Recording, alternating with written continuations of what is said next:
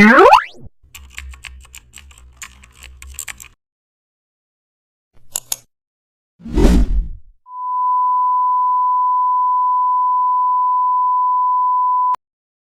back to the channel. Don't forget to like, share and subscribe for more updates.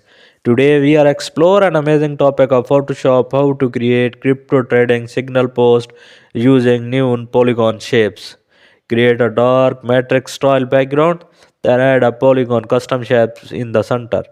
Turn on outer glow for neon effect, duplicate it and scale for layered neon waves. Use green neon for buy signals, red for sell, then place huge bold typography in the middle. Add crypto icons around the polygons. Use vertical bar shapes to simulate signal lines. Add price level using small boxes. Apply motion blur to neon shapes for energy. Add a call to action at the bottom.